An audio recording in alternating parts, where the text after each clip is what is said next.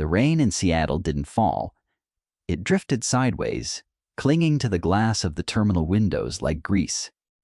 My flight from Chicago had been delayed twice, which meant by the time my boots hit the carpet of the arrivals gate, I was already 4 hours behind schedule, running on 3 cups of lukewarm airport coffee, now, and carrying a leather portfolio containing 48 pages of load-bearing calculations that would either secure our firm's coastal bridge contract or sink it entirely. I'm Arthur Pendleton. For 7 years, I've worked as a senior structural engineer at Sterling & Associates. If you ask my colleagues, they'll tell you I'm the guy who looks at a beautiful architectural rendering and immediately points out where the wind shear will crack the glass. I like numbers because they don't have moods. They don't change their minds based on office politics, and they don't require small talk. My direct supervisor, however, was a different story. Eleanor Vance was a junior partner at 34, a feat achieved through a combination of terrifying intelligence, an unyielding work ethic, and a temper that kept the drafting interns in a state of perpetual panic. She was brilliant, demanding, and currently standing near the baggage claim, with a black trench coat draped over her shoulders, her phone pressed to her ear, and her fingers tapping a rapid, impatient rhythm against her leather briefcase. "The estuary soil reports are incomplete, Richard," she was saying, her voice even, but razor sharp. "If the city council sees these silt numbers tomorrow, they'll laugh us out of the chambers. Get the laboratory on the line." "I don't care if it's 6 p.m. She hung up without waiting for an answer, slid the phone into her pocket, and turned her gaze toward me. Her eyes were a cool, slate gray, color of unpolished zinc. "You're late, Arthur," she said. "The air traffic control tower in Denver had a radar glitch," I replied, adjusting the strap of my heavy duffel bag. "I spent 2 hours on the tarmac." The universe doesn't care about radar glitches. "The city inspectors are meeting us at 9 tomorrow morning. Did you review the cantilever spans on the drive-up ramp?" "I did," I said, matching her pace as she spun on her heel toward the exit. "We need to increase the steel reinforcement by 8% on the South Pier. The tidal drift is stronger than the preliminary model suggested." Eleanor stopped, her heels clicking on the wet concrete of the passenger pickup zone. She looked at me, her brow furrowing slightly. "An 8% increase will put us over budget by $90,000. The board is already looking for an excuse to pull our funding, Arthur. They think my design is too ambitious for a municipal project. And if we don't reinforce it, the salt water will corrode the concrete footings within 12 years, I said quietly. Then the bridge becomes a liability. I prefer $90,000 of over-budget steel to a structural failure." She stared at me for a long 3 seconds. The rain dripped from the edge of her black umbrella, splashing against her leather boots. Finally, she gave a single, curt nod. "We'll present the reinforcement as a non-negotiable safety margin. If they complain, I'll handle the board. Let's get to the hotel. I need to review the slide deck before my eyes fuse shut." The drive to the Waterfront Plaza Hotel was silent, save for the rhythmic slap of the windshield wipers. It was the peak of the annual Northwest Infrastructure Conference, and the city was packed. Every hotel within 5 miles of the convention center had been booked for months. Our travel department had handled the reservations, or rather, they had attempted to. When we reached the reception desk, the clerk, a tired-looking young man with a name tag that read Toby, stared at his screen with the expression that made my engineering instincts tingle. It was the look of a system that had just experienced a critical failure. "Is there a problem?" Eleanor asked, her voice dropping into that quiet, dangerous register she used right before she fired a subcontractor. "Well, yes," Toby stammered, his fingers hovering over the keyboard. "It seems there was a system merge error. Your department booked 2 rooms, but our system flagged it as a duplicate under the same corporate card. Since we are completely at capacity due to the conference, one of the rooms was automatically released To the waiting list 3 hours ago. Eleanor's hand tightened on the edge of the marble desk. You released a reserved room during the busiest week of the fiscal year. We have one room left under your name, Mrs. Vance, Toby said, backing up a step. The executive suite. It has a king-size bed, a separate parlor area, and a pull-out sofa. It's all we have. Every hotel in the city is sold out. I've already checked the registry. I looked at Eleanor. Her jaw was set so hard I could see a small muscle twitching near her temple. This was the worst-case scenario for her, a logistical error that compromised her control over her environment. I knew what she was thinking. If she stayed in a separate hotel 20 miles away, she'd lose 3 hours of prep time. If she stayed here, she was sharing a space with her subordinate. We'll take it, I said, stepping forward and placing my credit card on the counter. Put the incidentals on my card, please. Toby, write down the name of the supervisor who authorized the automatic release. We'll need it for our expense report. The boy looked at me with immense gratitude, quickly handing over 2 plastic key cards. Arthur, Eleanor said, her voice tight as we walked toward the elevators. We cannot share a room. It is a complete breach of company protocol. If HR finds out, HR is currently in Chicago, I interrupted calmly as the elevator doors slid open. And tomorrow morning, we have to convince 3 cynical city engineers that our bridge won't collapse into the Puget Sound. If we spend tonight fighting over a hotel booking, we lose the contract. You take the bedroom, I'll take the sofa and the parlor. It's a suite. There's a heavy oak door between the 2 rooms. The boundaries remain intact. She leaned her head back against the wood paneling of the elevator. Her eyes closed. The sofa is probably designed for children, Arthur. You're 6'2". I've slept in tents on granite ledges during geological surveys, I said. A hotel sofa is luxury. The door to suite 412 opened into a small carpeted foyer that led to a living area.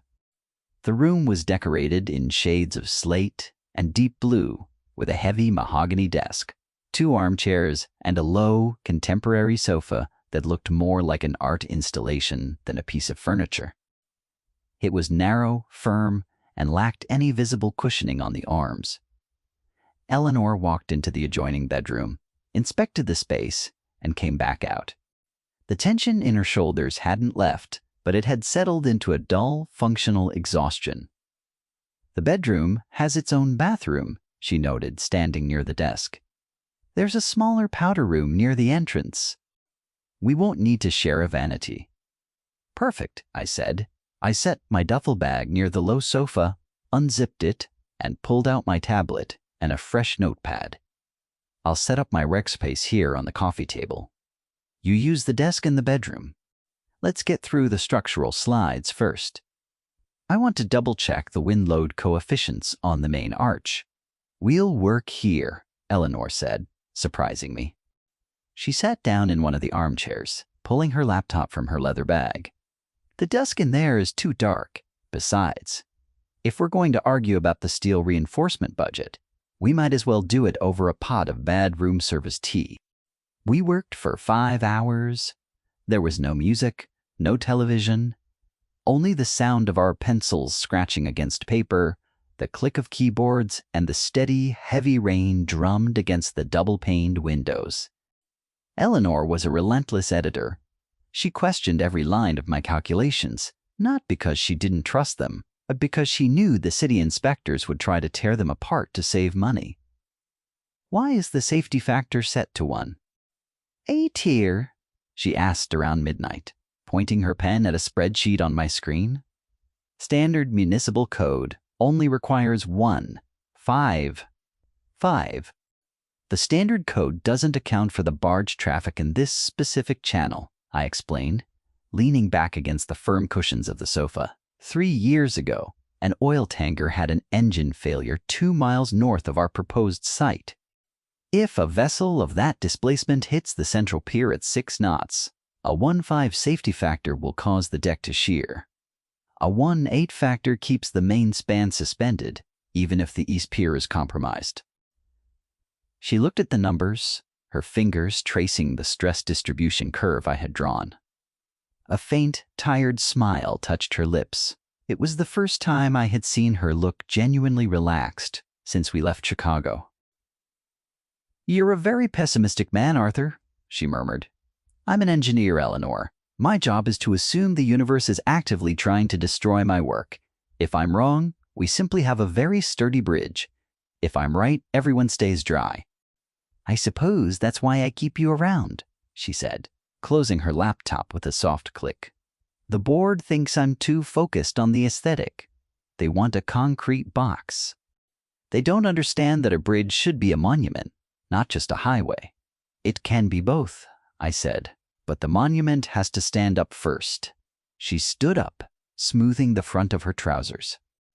The exhaustion was clear in the dark circles under her eyes, her posture less rigid than it had been at the airport. "I'm going to turn in. Our meeting is in 8 hours. Please tell me you're not actually going to sleep in your clothes." "I have a t-shirt and flannel pants in my bag," I said, rising to my feet. "I'll be fine. Good night, Eleanor." "Good night, Arthur, and thank you for managing the front desk." I was ready to commit a felony. "It's in my contract," I said dryly. "Structural integrity and conflict resolution." She let out a short, quiet laugh, a dry, genuine sound that felt surprisingly warm in the quiet suite, then turned and closed the heavy bedroom door behind her. I changed in the small powder room, returned to the parlor, and inspected the pull-out mechanism of the sofa. It was exactly what I had feared, a thin metal frame with a spring mattress that felt like a collection of rusted wires covered in polyester. If I unfolded it, my lower back would be locked by morning. Instead, I chose to leave the sofa as it was. I laid my trench coat over the seat cushions to add some length, used my travel pillow, and pulled the single thin blanket the hotel had provided over my shoulders. My feet hung off the edge by several inches, resting on the armrest. I turned off the floor lamp, leaving only the dim amber glow of the city lights reflecting through the rain-streaked glass. The silence of the hotel room was deep, broken only by the hum of the heating vent and the occasional low rumble of a delivery truck on the street below. I slept in 20-minute intervals. Every time I tried to roll over, my shoulder hit the hard backrest of the sofa, or my feet slipped off the narrow armrest. It wasn't the worst night I'd ever spent. That title still belonged to a 3-day survey in a muddy trench in southern Illinois, but it was close. At 5:30 in the morning, the door to the bedroom opened. A silver sliver of light cut across the carpet. I didn't move, keeping my eyes closed, hoping Eleanor would think I was asleep so she wouldn't feel uncomfortable about the arrangement. I heard her quiet footsteps move toward the small kitchenette near the foyer, the sound of water running into a kettle, the soft click of the stove. Then her footsteps stopped. She was standing near the edge of the sofa. "Arthur," she whispered. I opened one eye. The room was still dark, the gray light of dawn barely touching the edges of the furniture. Eleanor was standing there in a gray fleece pullover and dark wool trousers, her hair pulled back into a neat professional bun. She was looking down at my feet, which were draped over the end of the sofa, wrapped in my damp trench coat. "You didn't open the bed," she said, her voice quiet but carrying a distinct edge of disapproval. "The frame was unstable," I said, my voice hoarse from the cold air. "The physics of a pull-out sofa are inherently flawed. It was structurally safer to sleep on the cushions. Your feet are hanging off the edge. Arthur, you look like a crane that's been folded into a shipping box." "I've survived worse," I said, sitting up slowly. My spine made 3 distinct popping sounds that echoed in the quiet room. "Is the kettle hot?" "It is," she said, turning back toward the kitchen. "I brought some English breakfast tea from home. The hotel stuff tastes like boiled grass." I joined her in the kitchen, leaning against the counter while she poured the water. The air smelled of bergamot and damp wool. Outside, the rain had settled into a steady gray mist that obscured the harbor. "Today is the critical day," she said, her eyes fixed on the steam rising from her cup. "Dr. Eris called me before I left Chicago. He's been talking to the city treasurer. They're going to suggest we drop the pedestrian walkway from the design to save $4 million. I frowned, taking the cup she handed me. "The pedestrian walkway is the structural lateral brace for the main span, Eleanor. If we remove it, the bridge will require a massive, ugly set of external guy wires to handle the crosswinds. It completely ruins the structural integrity and the aesthetic." "I know," she said, her jaw tightening. "Eris knows it too." "He wants me to agree to the guy wires because it will make the project look like a standard utility bridge. It takes away the unique character of our design. If it looks like every other bridge in the state, the firm won't get the architectural award, and my promotion to senior partner will be delayed another year."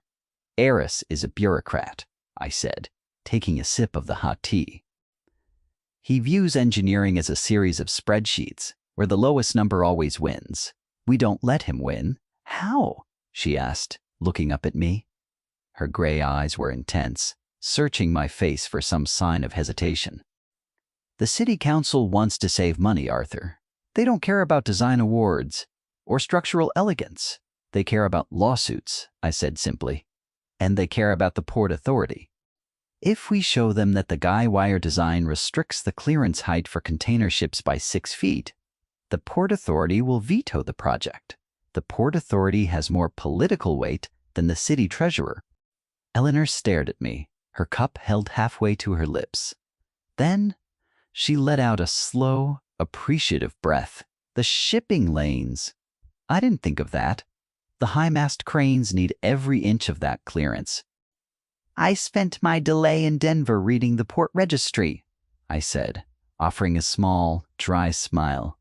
"I don't just count steel beams, Eleanor. I look at the whole system."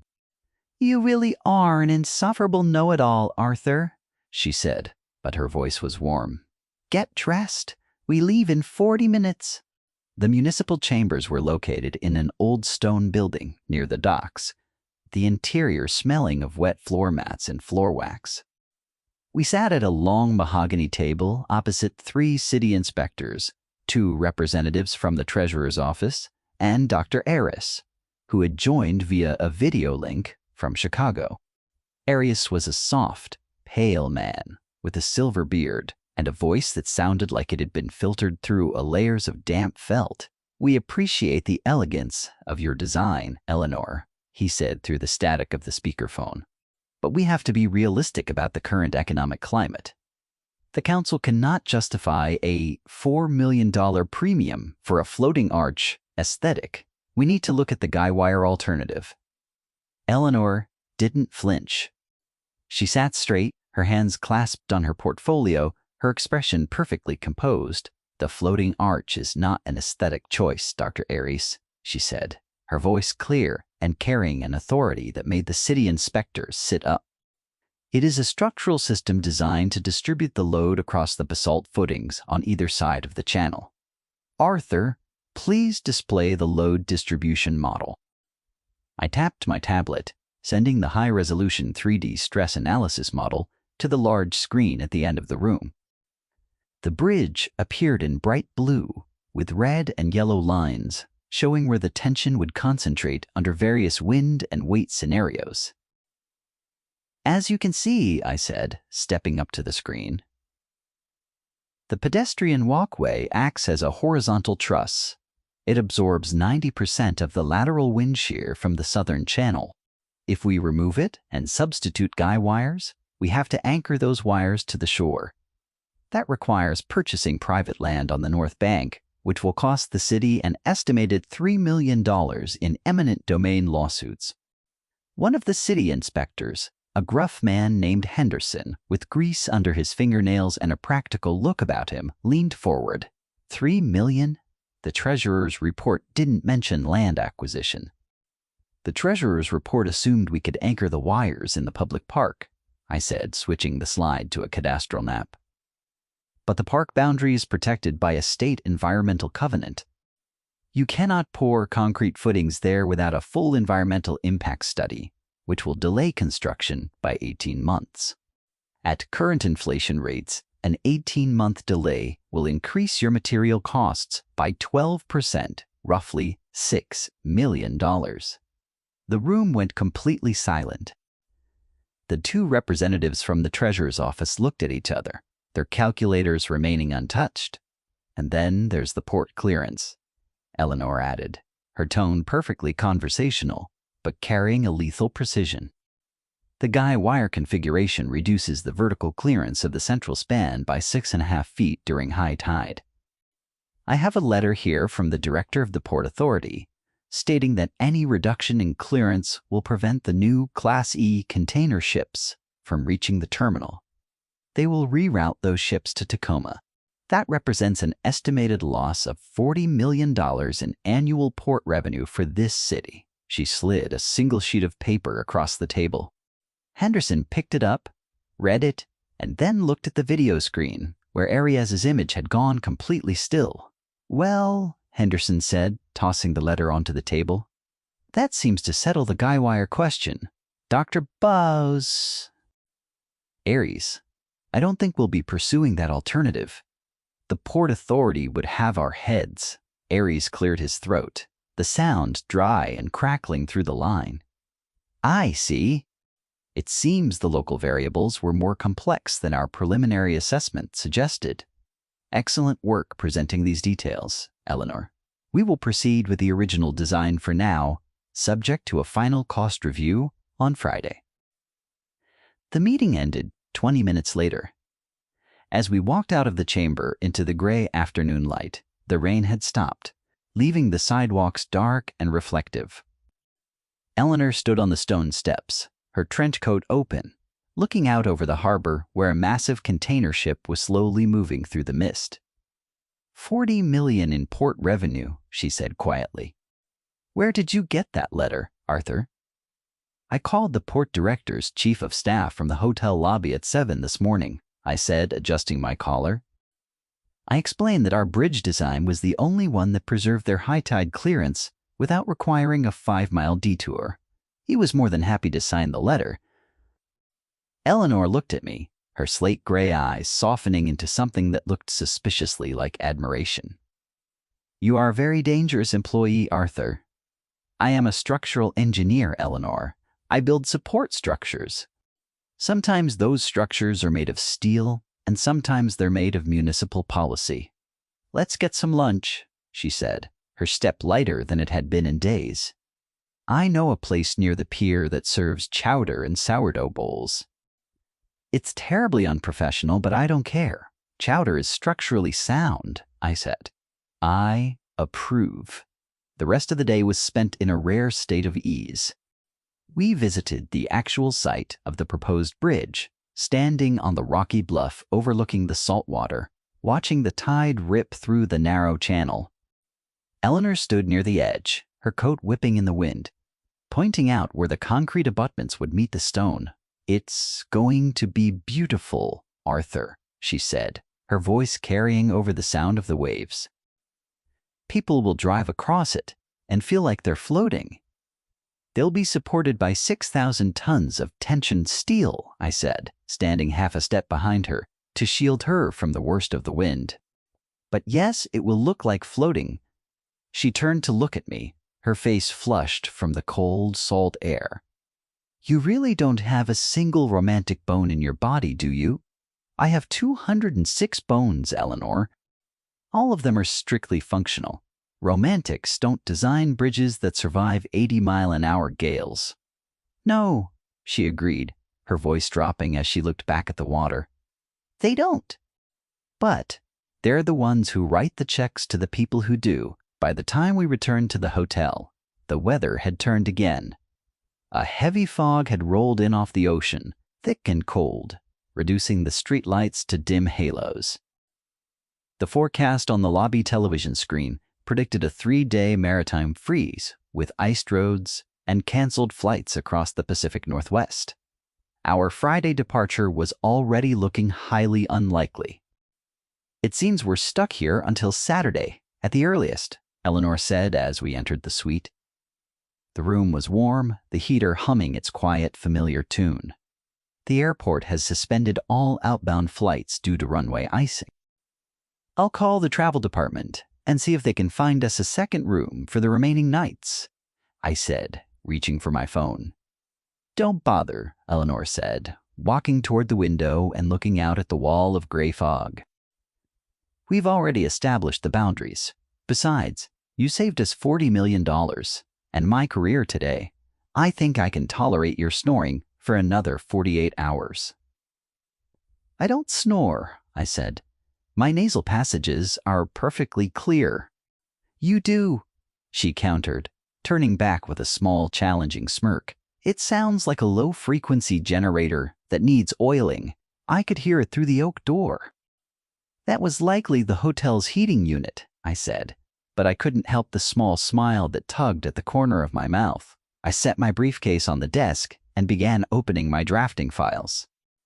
We still have the final cost review on Friday. Arias will try to cut our budget on the decorative stone cladding for the abutments.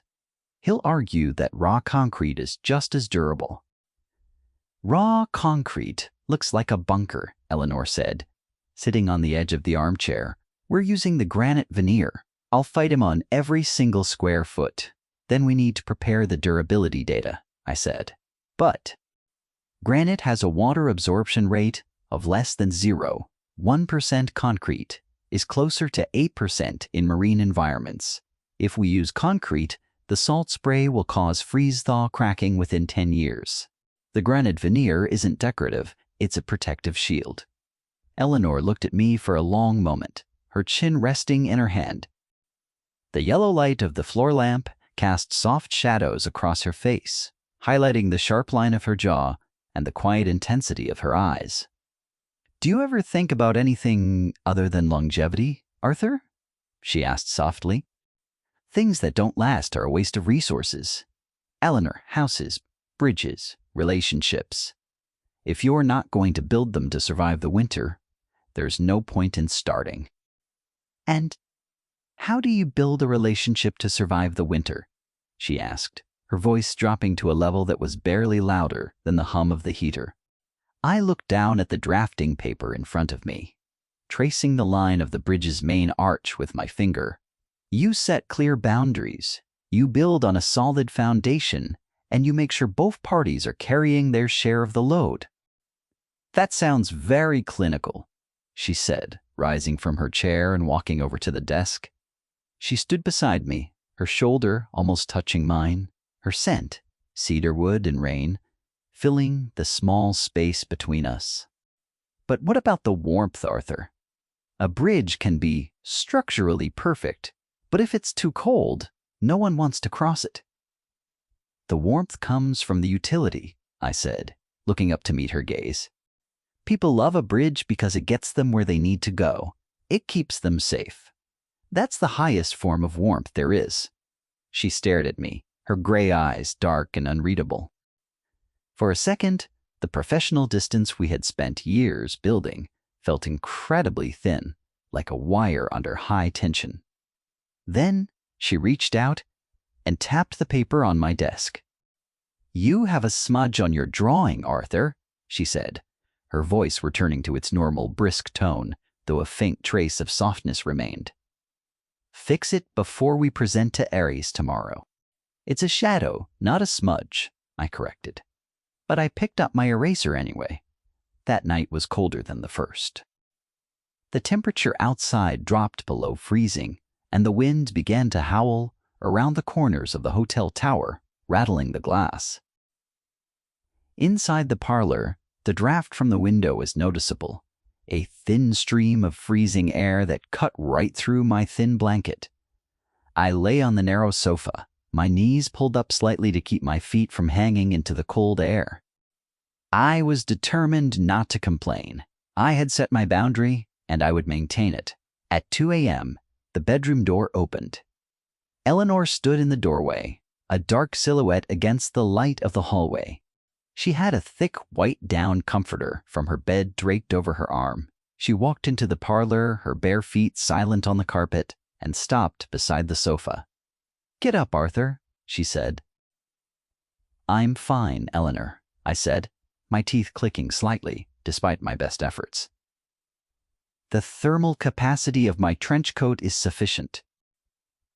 "Your trench coat is cotton, and your face is the color of wet cement," she said, her voice firm and carrying that familiar, non-negotiable tone she used with city inspectors. "Move to the bedroom. Eleanor, the company protocol." "The company protocol doesn't have to sleep in a frozen parlor during a maritime emergency," she interrupted. She threw the heavy comforter over my shoulders, wrapping me in a sudden, overwhelming wave of warmth. "The bed is a California king. It's 6 feet wide. I've placed 3 pillows down the center line as a median barrier. If you cross that barrier, I'll have you demoted to junior draftsman by Monday morning." I looked at her. Her hair was down now, falling around her shoulders in dark, soft waves, and she looked smaller, without her trench coat and heels, but no less determined. "The median barrier is structurally sound?" I asked. "It is reinforced with down feathers and a heavy wool blanket," she said, her lips twitching. "Now, grab your pillow and move before I freeze to death, waiting for you." I stood up, the comforter draped over my shoulders like a ceremonial robe, and followed her into the bedroom. The room was warm and quiet, the heavy drapes blocking out the city lights and the worst of the wind. The bed was indeed massive, with a neat row of white pillows running straight down the center, dividing the mattress into 2 equal, distinct territories. Eleanor got into her side of the bed, pulling her blankets up to her chin, her back turned toward the median barrier. "Good night, Arthur. Do not snore." "Good night, Eleanor," I said.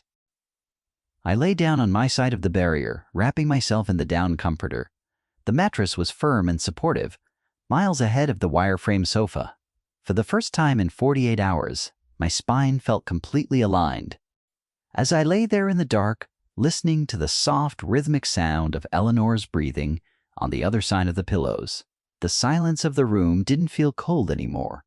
It felt like the quiet space beneath a well-designed arch, protected, stable, and built to withstand the storm. We spent the next 2 days in that shared space, trapped by the ice and the fog. We didn't cross the barrier either physically or professionally, but the lines between us began to soften in ways that didn't feel like a failure of protocol. We worked on the cost review, sharing the small desk in the parlor during the day, our arguments over the budget turning into a fast-paced collaborative game. When Friday morning arrived, the final video conference with the firm's board was a complete victory. Supported by our detailed durability reports and the Port Authority's letter, the board voted unanimously to approve Eleanor's original design, including the granite veneer and the pedestrian walkway. Arias's face on the screen was a study in defeated bureaucracy as he officially signed off on the project funding. "Congratulations, Eleanor," he said, his voice flat. "The project is yours. We expect to see the final construction bids on my desk by the end of the month." "You will have them, Dr. Arias?" Eleanor said, her eyes shining with a quiet, fierce triumph. "Thank you." She closed her laptop, stood up from the desk, and turned to look at me. The tension that had defined her entire presence for the last 7 years seemed to have vanished, replaced by a calm, steady confidence. "We did it, Arthur," she said. "You did it, Eleanor," I corrected, packing my papers into my leather portfolio. "It was your design. I simply made sure the ground didn't slide out from under it." "No," she said, walking over to me and placing her hand over mine on the desk. Her skin was warm, her touch light but firm. "We did it. I couldn't have stood up to Arias or the board without you behind me. You're my foundation, Arthur." I looked down at her hand, then up at her face. The gray light of the Seattle morning was filtering through the window, catching the silver in her eyes and the soft curve of her lips. "The foundation is the most important part of the structure," I said quietly. "It doesn't get the awards, and no one takes photos of it, but it's what keeps the monument from falling." "I know," she murmured, her hand sliding into mine, her fingers wrapping around my palm. "And I think it's time we started building something that's meant to last." "The winter is almost over," I said, my voice carrying a warmth I didn't know I possessed. "Then we have plenty of time to prepare for the next one," she replied, her smile small, genuine, and completely devoid of corporate defense. Our flight back to Chicago left early Saturday morning. The runway finally cleared of ice. We sat in the quiet cabin of the plane, the Pacific Northwest disappearing beneath a blanket of white clouds as we climbed into the blue sky. Eleanor was already working on her laptop, drafting the initial construction schedule for the bridge. Her shoulder was resting against mine, a natural, comfortable weight that required no explanation or protocol. I opened my notebook, took out my mechanical pencil, and began sketching the stress distribution lines for a new project, a small historic restoration in southern Indiana. For the first time in my career, I wasn't looking for the structural flaws. I was looking for the spaces where the light could get in. "Arthur," Eleanor said without looking up from her screen. "Yes, Eleanor?" "Do you think a 3-inch granite casing is enough for the north abutment? Or should we go with 4? "4, I said, leaning closer so she could see the sketch I was drawing. "Always 4. We want it to survive the winter." She smiled, her hand reaching over to rest on my knee as the plane flew south, carrying us home to a world that was still cold, but no longer empty.